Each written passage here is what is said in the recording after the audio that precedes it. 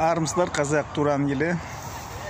Енді осы референдум мәселесі қазір әлеуметтік желіде қазір осы талқылап жатыр. Халық қазір сараптама жасап жатыр, аналитиктер, блогерлар. Ал енді мен сізге айтайтын не сөзім.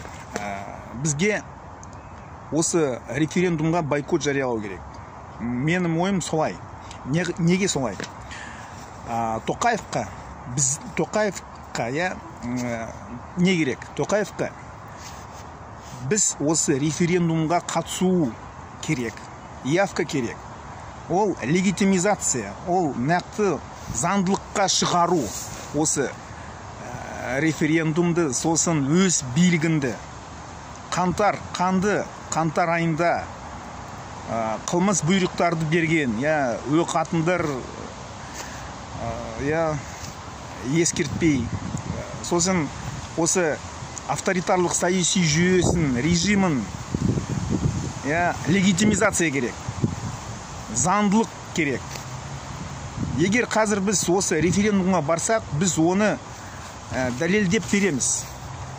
Халықаралық шетелден келген бақылаушылар оны тергейді, қарайды, анықтайды.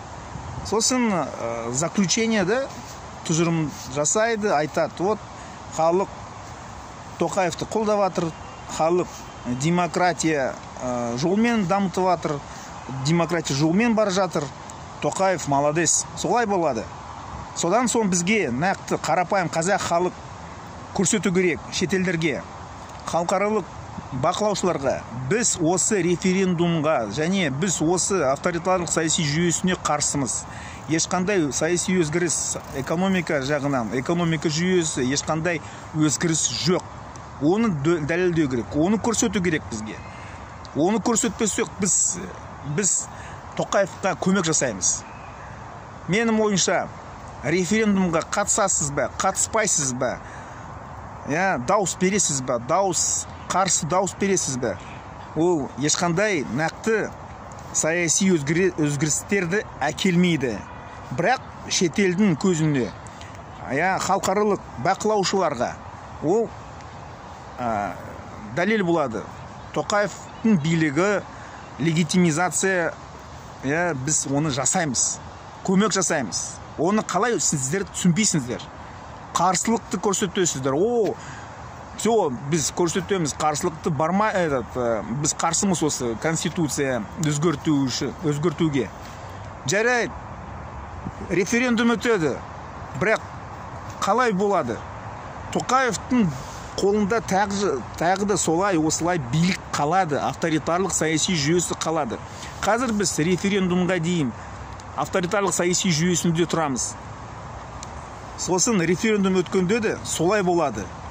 Бірақ андай-сандай сәл косметика жағынан өзгерістер болады, бірақ ол косметика өзгерістер бізге пайдасыз болады. Ешқандай пайда болмайды, ешқандай ықпал болмайды бізге. Бірақ Тоқаевқа көмек болады.